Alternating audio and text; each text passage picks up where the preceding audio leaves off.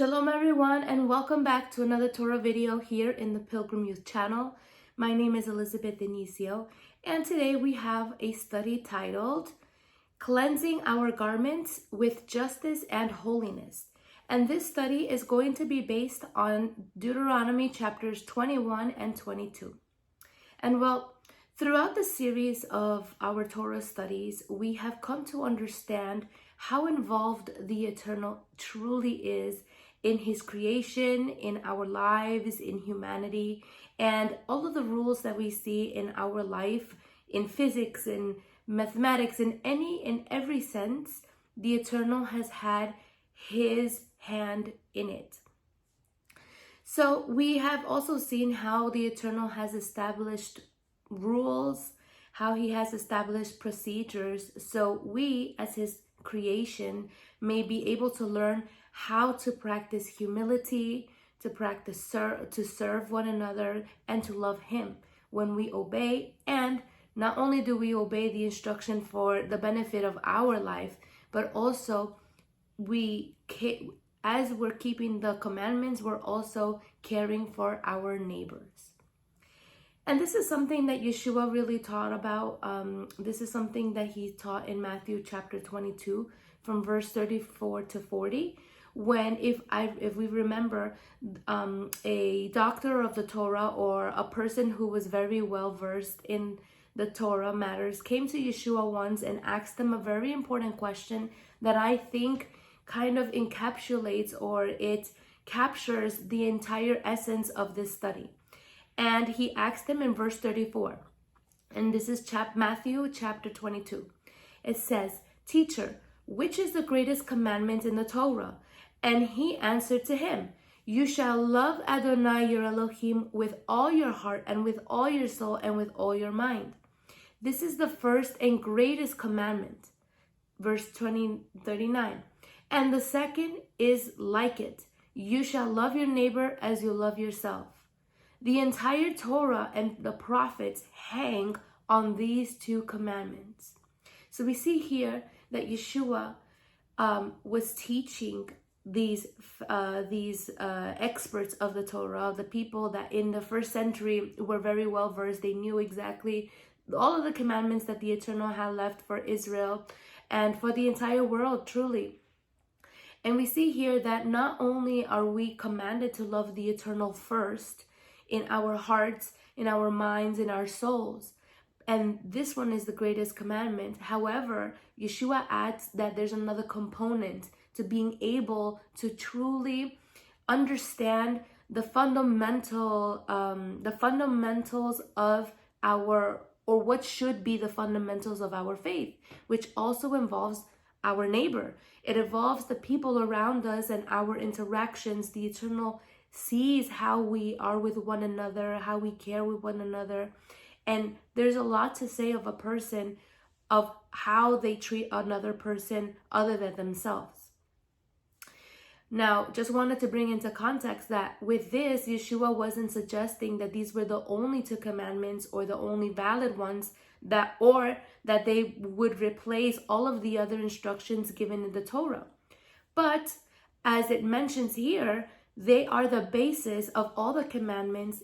If we love the Eternal, then we will obey all of His commandments first in honor and in love to the Eternal. And then we show this love, we show this appreciation, this gratitude to the Father when we employ all of these instructions with our neighbors. And that's why in 1 John, in the book of John, the first, chapter 2, from verse 3 to 6 says the following. Actually, verse 5 to 6 says the following. "But whosoever keeps His word, in him the love of Adonai is truly made perfect.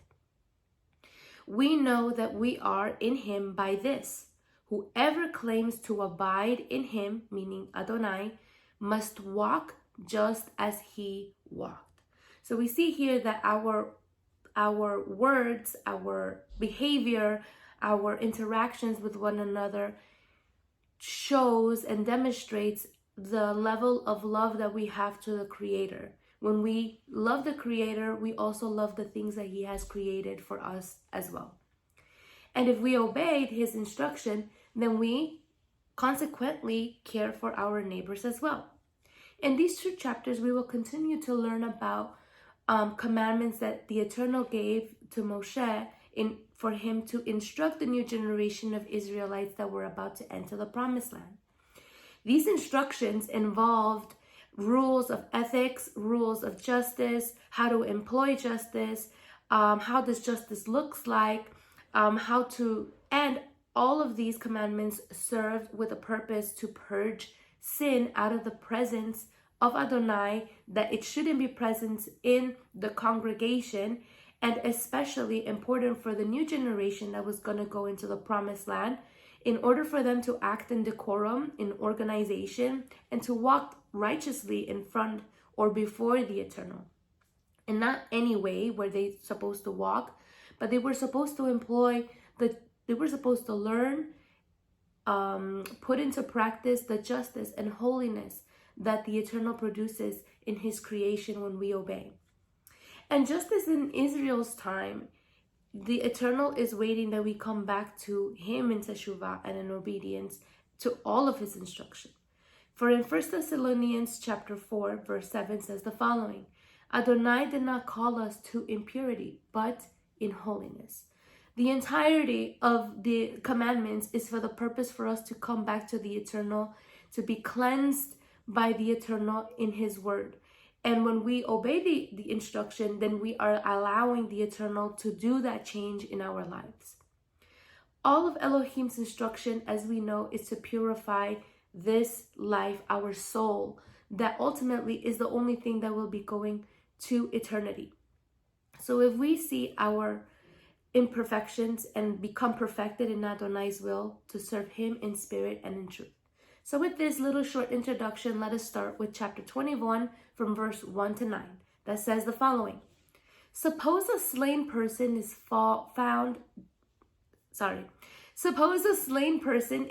found fallen in a field on the land Adonai your Elohim is giving you to possess. In other words, the Promised Land. Who struck him is unknown. Then your elders and the judges must come out and measure the distance to the towns that are around the slain one. Now, the town nearest to the slain one, the elders of the city are to take from the herd a heifer that has not been used for work or pulled a yoke. Then the elders of the city are to bring the heifer down to a flowing wadi that has not been plowed or sown, or a piece of land, and breaks the heifer's neck there in the field. The Kohanim, the sons of Levi, will come forward, for Adonai your Elohim has chosen them to serve him and pronounce blessings in his name. And by their mouth every dispute and assault is to be settled. Verse 6. All the elders of the city nearest to the slain one will wash their hands over the heifer whose neck was broken in that field. Then they will answer and say, Our hands did not shed this blood, nor did our eyes see. Grant atonement for your people Israel, whom you have redeemed, Adonai, and do not put innocent blood on your people Israel. Then atonement will be granted to them for the blood. So you will purge the guilt of innocent blood from your midst when you do what is right in Adonai's sight. So here in the first verses, the Eternal gave instructions on what to do in the case that a lifeless body was found, a person who passed away. There was a possibility that a dead person could be found in the middle of nowhere or in places that were not so crowded. For example, it gives us here like the countryside, a place where nobody is true. It's not really common. It's not populated.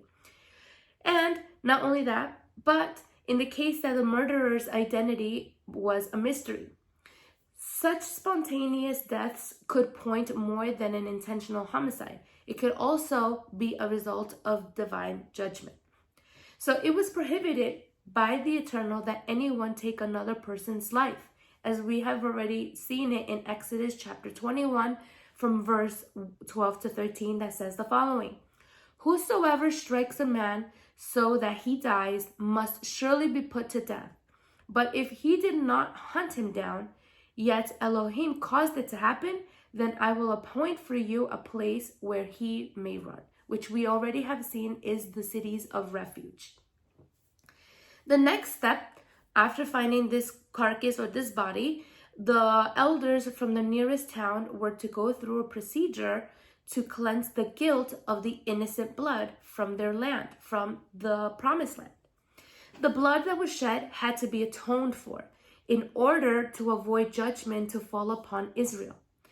Despite the elders not having had nothing to do with this murder, had nothing to do with what was going on in the situation, but the situation came, then if they did not act appropriately, everybody would fall into the sin of guilt, which we know is referenced in Hebrew as asham, which we will see a reference in the Strong's dictionary, the concordance, as H816. Therefore, an atonement for the blood was very necessary. In that way, Israel would find forgiveness and would continue to stay purified from any sin committed. And we know that in this time, their salvation or the treatment that the Eternal had with Israel was in a group setting. Now, after Yeshua comes, it's an individual one. But in this time, it was a collection, it was a group, because the people of Israel were called to be testimonies and to bring the Eternal's name in upon in all of the nations. But as we know, they did not fulfill that calling, so therefore the Eternal had to send Yeshua.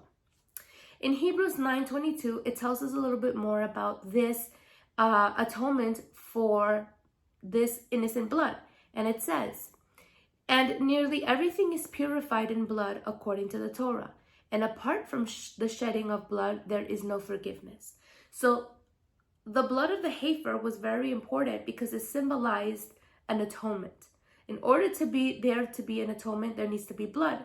That's one of the reasons why we see that Yeshua gave his life, because without an atonement of blood, there was no way that sin was going to be purged out of all of us who believe and who begin to obey the Eternal. And now we have a second chance of eternity, to gain eternity. The elders were to take, like I said, the heifer, and a heifer that met certain criteria, which was that had never been worked or worn a yoke before. And they had to take this heifer down to a valley where there was running waters, where it had never been cultivated, and break its neck there, implying the shedding of blood. The elders of the nearest cities and the Levites together had to wash their hands, as a representation of them washing their hands of guilt, something that we have seen that was established or that was understood or implied when this washing of the hands happened, when it came to things that could appoint a guilt upon someone. So for example, we have in Matthew chapter 27 verse 24 that Pontius Pilate washed his hands, and it says, when Pilate saw he was accomplishing nothing, but instead a riot was starting, he took some water and washed his hands in front of the crowd. "I am innocent of this blood," he said. You see it for yourselves." So in this way, the guilt was purged out of now coming back to the time of Israel, we see that this sort of action of washing their hands of this innocent blood was to exempt themselves from the punishment of whoever was involved of this innocent blood, or of any blood that was shed on the promised land, in the land that the Eternal had given the Israelites. Now, in this process is how the Eternal provided for Israel, for them to continue to be purified in his presence, and that they can continue to live in that promised land.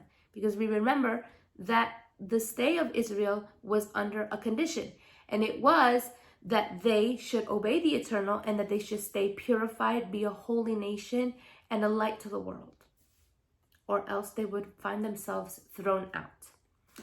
So now let's continue with verses 10 to 14 that says, when you go out to war against your enemies, and Adonai your Elohim hands them over to you, and you take them captive, suppose you see among the captives a beautiful woman, and you desire her, and would take her as a wife for yourself. Then you are to bring her into your house, and she must shave her head, trim her nails, and remove her captive clothing. Then sit in your house and weep for her father and mother a full month. After that, you may go to her and become her husband, and she will be your wife. Now, if you are not pleased with her, then you may send her off wherever she wishes. But you must certainly not sell her for silver. You may not treat her as merchandise, since you have humiliated her. So, in prior wars, as we have already seen in prior studies, Israel faced literal enemies, right? They were not figurative, they were not spiritual, but they were actual human beings that were trying to hurt them. Especially referring, and we know that these kind of wars were frequented, especially referring to the nations that did not belong to Canaan. So the men, right? It was typical that when Israel would go against their enemies, typically the men would die, and the women and the children would be among the captives. There were some wars that the Eternal gave explicit instruction on how the Israelites were to proceed their conquer over another nation. So, for example, there were some battles where the Eternal commanded that every man, every woman, every child, and even animals were to be slaughtered. And there were other ones where there was just the men that were to be put to death. So in this case, and this commandment pertained to that kind of war, where there was no explicit instruction that the Eternal said that they were not allowed to take women and children.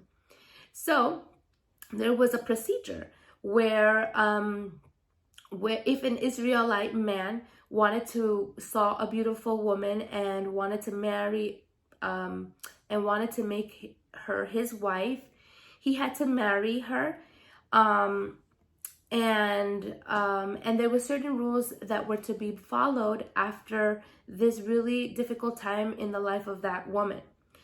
In order for him to take her as a wife, he was supposed to allow her to shave her head, trim her nails, remove her foreign clothes as a sign of consecration, but also as part of a grieving process. This woman had 1 month to grieve her family, her father and her mother. Once again, she was a captive of a nation that the Eternal allowed for Israel to win. And the woman had to remove everything of her former life. So after that time, it was expected, and it was also seen as a survival method also of a woman to be able to submerge herself into her new life, per se. So in this form, she was expected to remove everything of her former life, and the Israelite man had to marry her and to take full responsibility. This was to prevent any abuse. This commandment was to prevent any abuse, any sexual immorality among Israel, and also a way to show respect and justice to the women who had just lost everything. So here, just because the Israelites were winning, didn't give them permission to do whatever they wanted with the people that were captive either.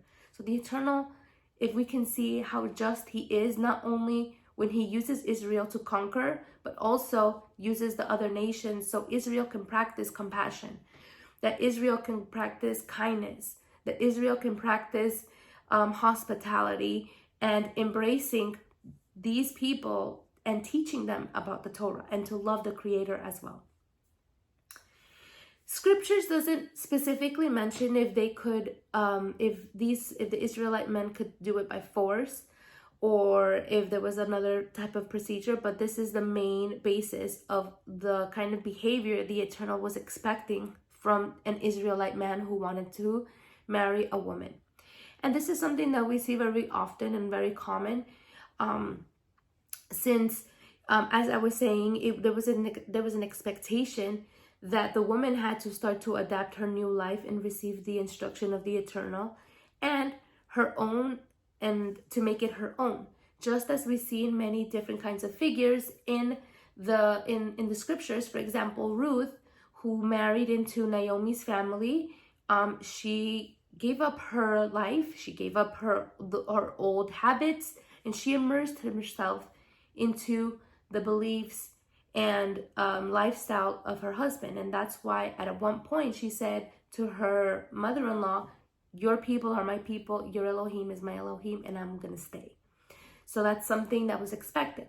That's the reason why, that if after some time the men did not like the women, not due to a physical reason, but it could be the reason could be because of her bad habits that went against the Torah, or that she wanted to continue to practice customs of idolatry, paganism of her land in his house. So the man had a choice to set this woman free.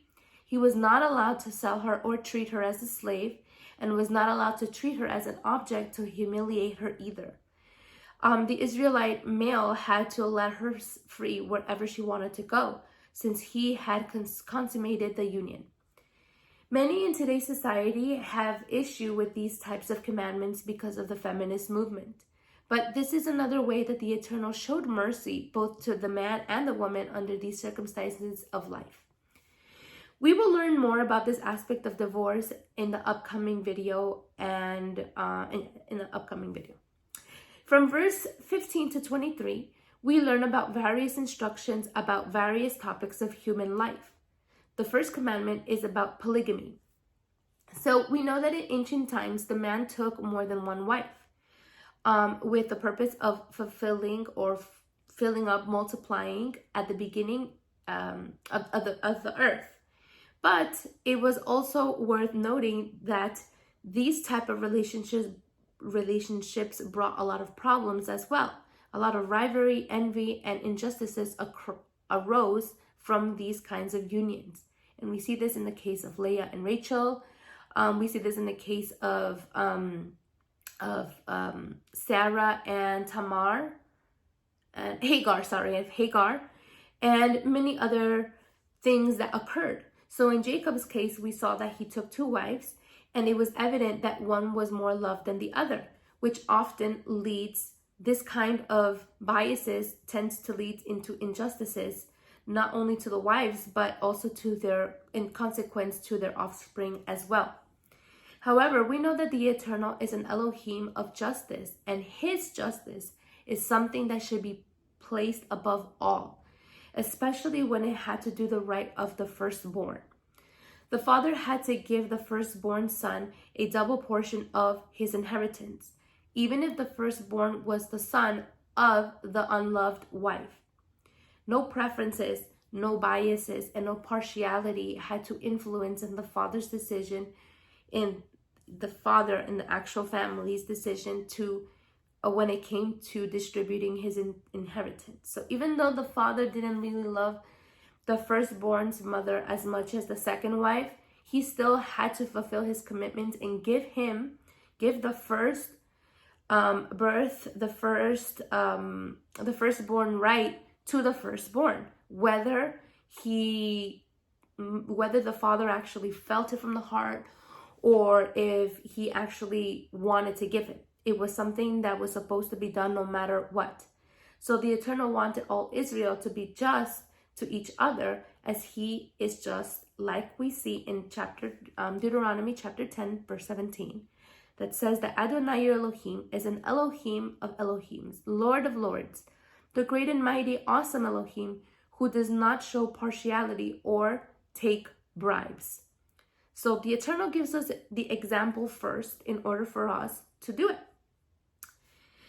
This teaches us that as children of the Almighty, we too have to be governed first by the Eternal's instructions, despite our emotions or what we think, right? Based on what we think based on our perspectives. Polygamy was not and is not a practice that the Eternal had established in the beginning. It was permitted in the time of Israel because of the stubbornness of their flesh, and at one point to fill the earth. But as mentioned before by Yeshua, that he said that in the beginning of creation, it was not this way. The next type of commandment had to do with the procedure in a case that a child showed rebellion towards his father, his mother. Someone who a child that refused to respect and was not willing to receive the discipline that their parents were employing. Then, if this happened, the parents were to bring their son before the elders of the city, and if it was considered that he was a rebellious child and had no other remedy, then he had to be put to death. And as we can see here, in these verses specifically, it says that the child was stubborn. It was a drunk and a gluttonous kind of personality or behavior that this person was doing. So we notice that this is not a young child. This is not a teenager. This is someone who's already set in their ways and has practiced this kind of behavior for a very long time, to the point where they do not respect their parents. But the Eternal is an Eternal of order, and the Eternal could not tolerate this kind of disrespect. Even if this child did not respect his family, he had to know that he had to respect the Eternal and that he was living on the land that the Eternal had given them. And this child was to be put to death he was to be put to death by being stoned by all of the men of the town. And the Eternal considered the son's action as an evil one that needed to be purged from Israel. So it is a sin that if it was not uprooted, like the sin of rebellion was not uprooted, was not exterminated, then it would have its influence spread throughout the camp, and the entire congregation would be impure, and as consequence to that state, a judgment will fall upon them. Today, this commandment is not to be taken literally, but it leaves us with the lesson that we should not be like the rebellious child who did not receive discipline, the discipline of their fathers, of their parents, that they were giving to him, which ultimately led to his death. He did not listen and did whatever he wanted, and that brought death upon him. And that's why Scripture says in Hebrews chapter 12 from verse 8 to 11 the following: "But if you are without discipline, something all have come to share, then you are illegitimate and not a son. Besides, we are used to having human fathers as instructions, and we respect them. Shall we not much more be subjected to the Father of Ruachim, of spirits and life?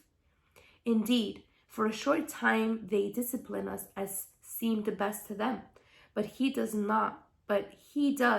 so for our benefit, so that we may share in the holiness of the Eternal.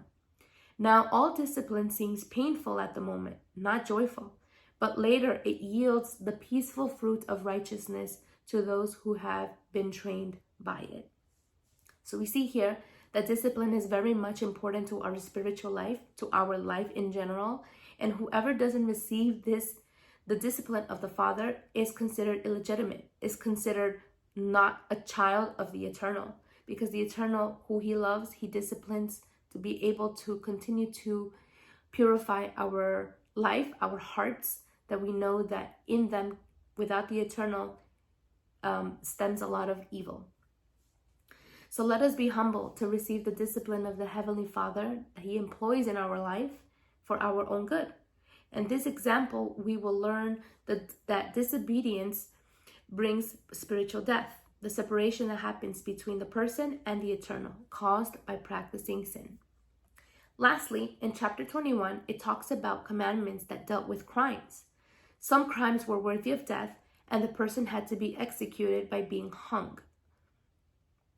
In short, everyone who was hung was seen as cursed by Elohim. They had to be buried that same day without spending the night hung. Here we learn why in Galatians chapter 3 verse 13 it says that Yeshua was made a curse for humanity, because Yeshua was hung on the stake, just as in this commandment anyone who was hung by a tree was considered cursed. So it says in Galatians chapter 3 verse 13, Yeshua liberated us from Torah's curse, having become a curse for us. For it is written, cursed is everyone who hangs on a tree. So here we see that Yeshua made himself look like a person who was cursed, because out of injustice they accused him of a crime that he did not commit. He was there as innocent blood. So, but here we can see why Yeshua was considered cursed, but he was actually not cursed, because he died as a person hung on a stake. And then if we remember, when Yeshua dies on the stake, impaled, then they did not leave him overnight. They actually took him down and put him in the grave. And this we see that, and we also know in Luke chapter 23, verse 14 and 15, in short, tells us that Pilate did not find any wrongdoing in Yeshua. So Yeshua was completely innocent. Now we're going to start chapter 22, where we will continue to learn more about the commandments the Eternal left in His instruction for His children to live by. In every moment and situation, no matter how Israel's daily life was, they had to know exactly how to respond correctly to all of the situations that would present themselves, and simultaneously teach us today to do very important principles with which it should govern our life. With this, let's start verse 1 to 4. That says the following. Excuse me. You are not to watch your brother's ox or sheep go astray and ignore them. You must certainly bring them back to your brother. If your brother is not near you, or if you do not know him, then you should bring it into your house, and it will remain with you until your brother comes searching for it, and you will return it to him. You are to do the same with his donkey or his coat or anything lost by your brother that may be lost by him and you find. You may not ignore them. You must not watch your brother's donkey or ox fall down on the road and ignore it. You must certainly help him lift it up again. Here in these verses, we learn how to think and act kindly towards our brethren. The Eternal gives us the opportunity to practice justice, benevolence, and in this way we allow the Eternal to purify any pride or ego that may exist in our hearts. And it was so also for the Israelites. The procedure that an Israelite who found a lost animal or garment or anything was not to look the other way in indifference or ignore and pass by it. He or she were instructed by the Eternal to assist in returning the lost item to its owner, and also to care for it as long as they had it in their possession, as if it were their own property, until the owner was found. In that time, those animals and pieces of garments that are mentioned in this verse were things that were frequently lost in Israel. So that's why the Eternal had this commandment. And this is a very important principle that we can also learn from. When we find things that do not belong to us, and as children of the Almighty, we must show good testimony to the world that we conduct ourselves very differently from how the world conducts themselves. And how does the world conduct themselves? How do they behave when it comes to something like this? Well, in the world, whoever finds something that could benefit them, that they like, or something that they think is cool, they keep it. They even have a very famous saying. They have a very famous phrase. I don't know if you guys have ever heard. It's finders, keepers, losers, weepers. And this is something that it's widely known. And this is something that the Eternal, this kind of attitude is not what the Eternal is looking for in his children. The Eternal wants us to walk in integrity, justice, and consecration. Therefore, in any situation, we must do everything possible on our part to do the right thing and not ignore it, pass by, or turn the blind eye, because we would carry guilt, which is a sin according to the instruction, which we must be guided. There are even people who have never studied or known the existence of these mandates, but still do out of humanity, morals, and ethics that originate in this instruction. So we see that returning things that do not belong to us did not come from the mind of a person, but it's actually it's based in the Torah, in the instruction of the Eternal, something that the Eternal established. And in verse 5, it says the following: a man's apparel is not to be on a woman, nor is a man to wear women's clothing, for whoever does these things is detestable to Adonai your Elohim.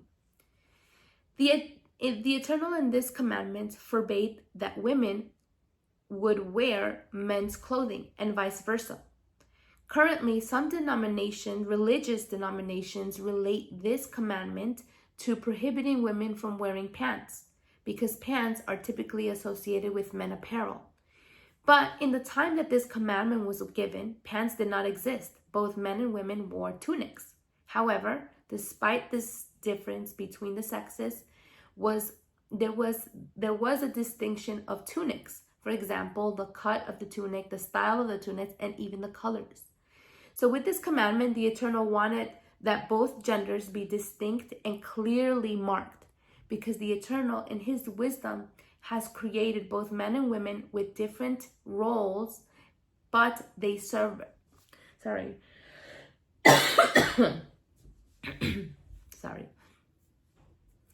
but men and women serve very vital roles for his creation.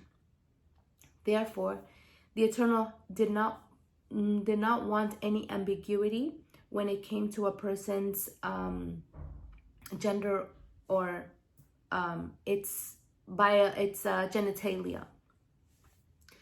In our current times, this is one of the commandments that is being challenged and lost with, and also many people have been driven to their destruction because of many influences of gender fluidity, ideologies that imposes differentiation, that kind of erases these distinct marks of what it doesn't mean to be a woman, what does it mean to be a man, and it kind of confuses. There's no more distinctions between the sexes. And as something social, it's seen, this gender, this gender, I guess, aspect of our humanity is seen or is kind of defined more as a social thing rather than a natural thing that we're born with, that the Eternal is the one who decides if we're a woman or we're a man. And as we know, that is determined based on what type of genitalia we may have. Consequently, we see that there is metrosexualism, transvestism, androgynous behavior, masculine, feminine, fashion, etc. arise. And these behaviors stem from, one of the reasons why the Eternal prohibited that a man wears a woman's clothes and vice versa was because these were things that were practiced in paganism. These were pagan practices in relation to Canaanites. And the Canaanites were the people who would practice these things. And we do find many references in scripture that talk about these kind of pagan practices. For example, in 2 Kings chapter 10, verse 22, and 2 Kings chapter 23, verse 7 talks about these. But not only do they talk about, scripture talks about it, but there are well-documented historical texts that say the same thing. So I found a commentary that said the following: androgynous priests were associated with the worship of the goddess Ishtar from the Sumerian age, from 1800 before Christ, or BC, where their devotion to Ishtar, who herself had transformed their masculinity into femininity. So all of these paganism, all of this cross-dressing, wearing things that was not appropriate for what the Eternal made you or made us of, was forbidden by the Eternal because it was a pagan practice. Excuse me. From verse 6 to 7, it says, it includes rules of humanity, of how humanity is supposed to treat the animals. If an Israelite found a bird's nest with a mother sitting on the eggs or baby birds, they were allowed, the Israelites were allowed to take the eggs or the baby birds, but were not allowed to take the mother. This was to preserve the life of the mother and take the young or the eggs. These are natural resources that were given by the Eternal to be able to have, for men to feed themselves, but without abusing their consumption, helping the reproduction and not the extinction of species. And mandate, for example, a bird, meaning it could be any type of bird, quails, it could be any kosher bird, but it wasn't only for consumption, but it was also to be able to preserve the species that the Eternal had. So we can have, I think that's an issue today, where there's a lot of pollution. The environments are being very toxic for the animals, and therefore there are many animals that are no longer on this earth because humanity has not respected these instructions. And this mandate resulted in the prolonging the life of humanity, which is currently being, like I said, directly destroyed with the pollution and extinction of certain species. In verse 8, it was commanded that the Israelites were to build parapets, which is another word for low protecting walls, on their roofs, so no one would fall off. Once again, we see here the details that the Eternal left throughout every aspect of human life, human existence.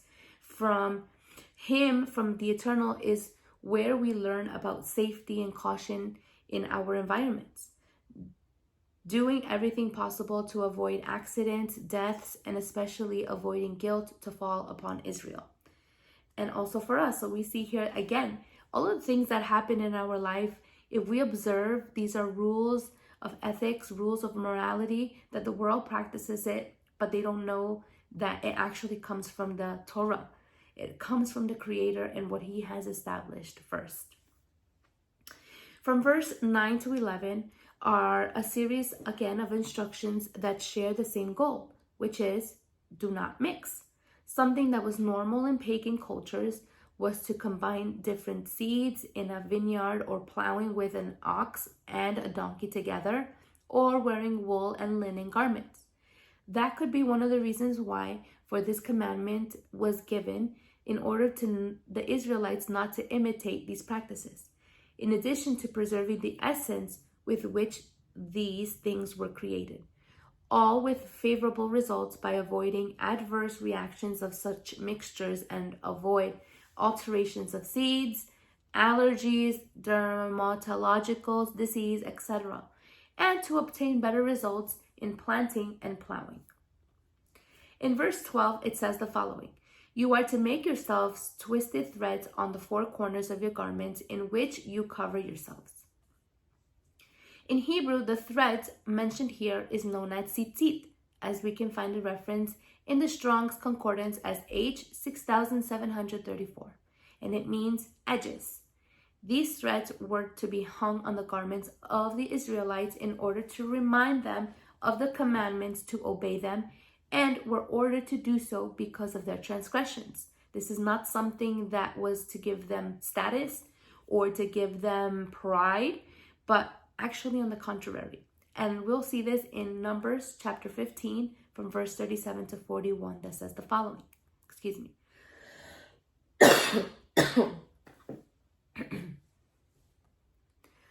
Adonai spoke to Moshe, saying, "Speak to Israel.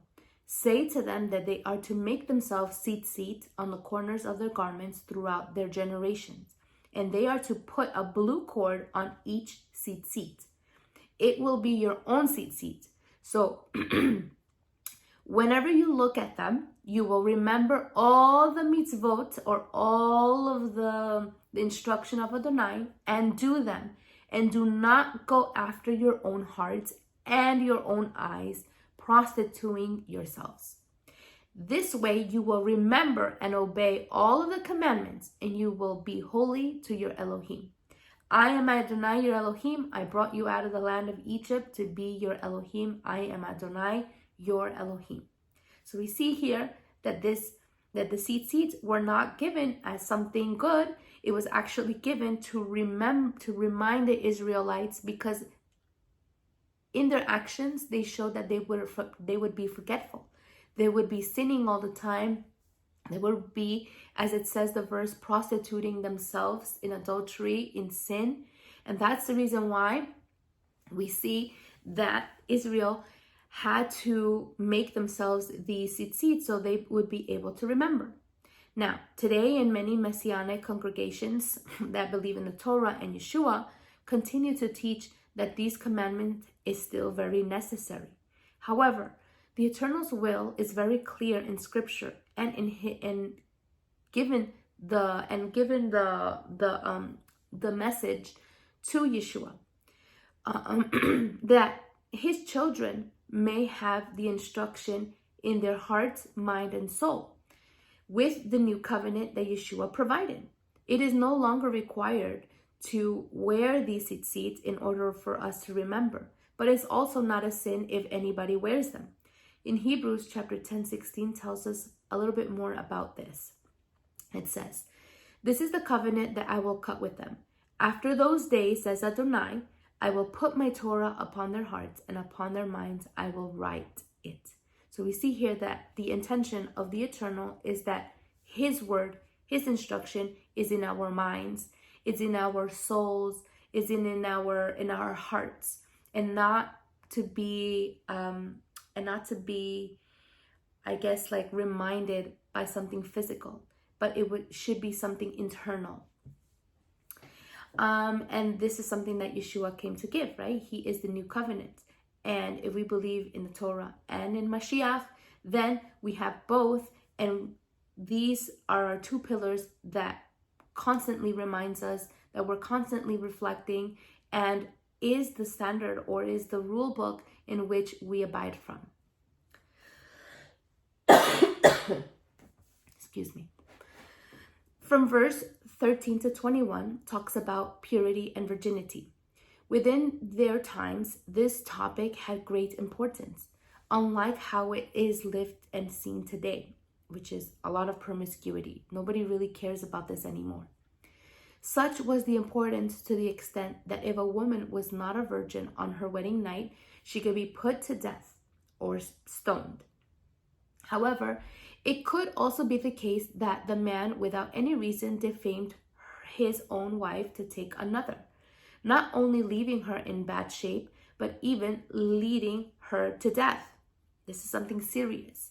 Therefore, a procedure of verification was put into place by Adonai in order to avoid the death of an innocent person, and the way to do so was to present the sign of blood that was on the nuptial bed sheets or the wedding cloth that was used at the time of consummation of the marriage.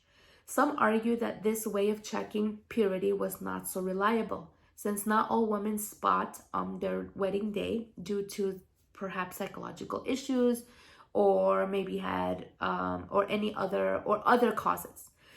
In short, if the father of the woman proved the purity of her daughter, then the man would lose the option of repudiation, or to repulse her, or to divorce her, in other words.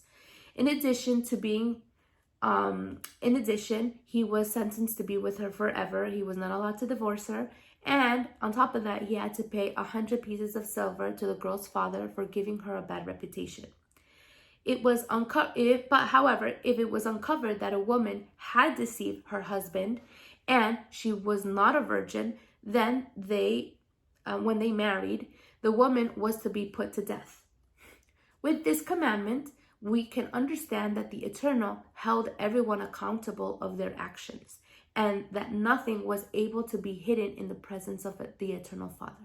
Just as Hebrew chapter 4, verse 13 tells us, no creature is hidden from him, but all are naked and exposed to the eyes of him to whom we must give account.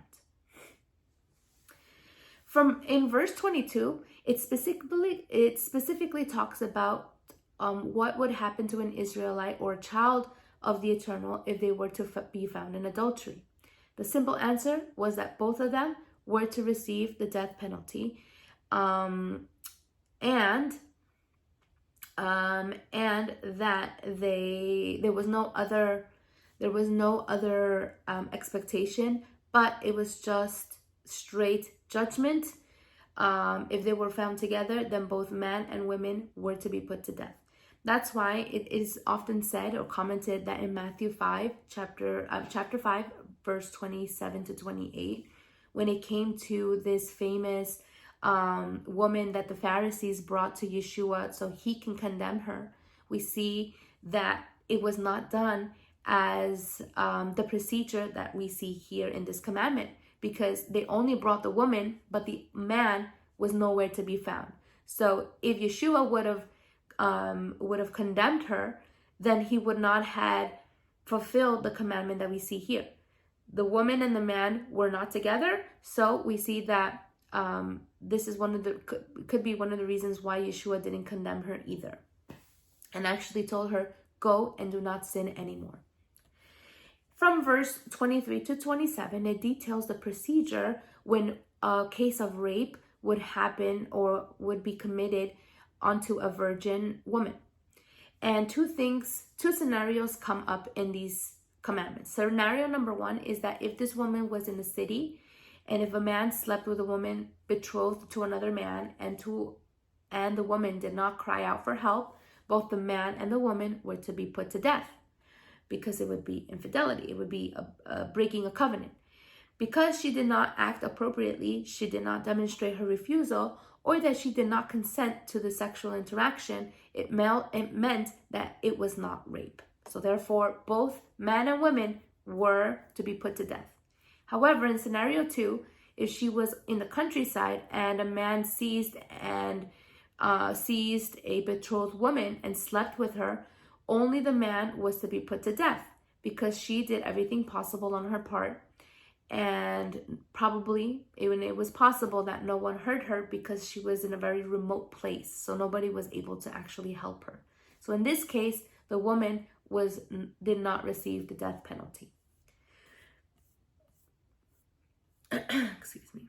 Lastly, from verse 28 to 30, it details the instruction that pertain to actions of sexual immorality and its consequences. If a man seized an unbetrothed virgin and slept with her, he was to pay her father 50 shekels of silver. He was supposed to marry her and was not allowed to divorce her. In verse 30th, it was forbidden for a man to sleep or have a sexual relationship with his father's wife. This was a sin, and anyone found doing this fell under the judgment and wrath of the Eternal and faced consequences for their sin. This was the case of Reuben, if we remember in Genesis chapter 35, verse 22. While Israel was living in that land, Reuben went and slept with his father's concubine Bilhah, and Israel heard about it. As a consequence to this action that Reuben did, he lost his first birthright, as we see in Chronicles, 1 Chronicles chapter 5, verse 1, that says, "The sons of Reuben, the firstborn of Israel, he was the firstborn, but when he defiled his father's bed, his birthright was given to the sons of Joseph, son of Israel. So he is not reckoned as the firstborn in the genealogical record."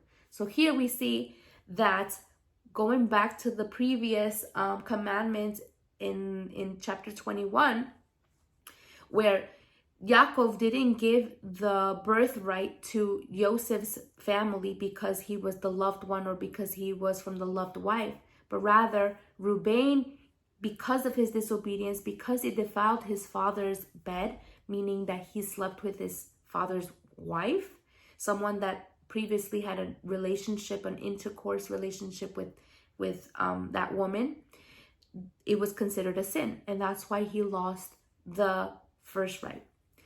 And not only do we see it in this circumstance, but sexual immorality even in Shaul's time was condemned, as we see in 1 Corinthians chapter 5, verse 1. It says, "It is actually reported that among you there is sexual immorality, and such immorality is not even among the pagans, that someone has his father's wife."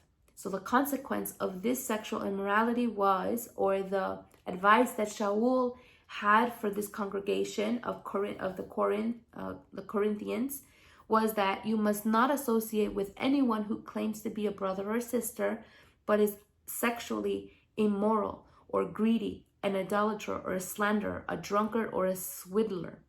Do not even eat with such people. To conclude, in this study, we have reviewed and learned about various commandments the Eternal had given to the Israelites when they were about to take the land. However, the spirit of the principles of those same commandments are still very relevant for us today, and it helps us understand the Eternal's will for our life and how we should live the life that He has granted all of us in an acceptable and pleasing manner. Let us auto-examine our choices and reflect where else we need to allow the Eternal to cleanse our garments, our life with His justice and holiness. And as Yeshua said in His prayer on our behalf in John 17, verse 17 to 19, He says, "Make them holy in truth. Your word is truth.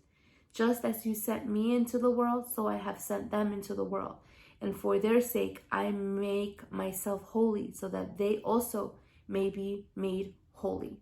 So we are called unto holiness, and the only way that we may be able to achieve this is if we allow the Eternal to continue to purify our garments when we practice His instruction. And I want to thank everyone so much for your attention. If this is all for today's study, if you have any comments, any concerns, you can always put it down in the description down below. But if the Eternal gives us more life, then I shall see you in another video. Shalom, and have a blessed week.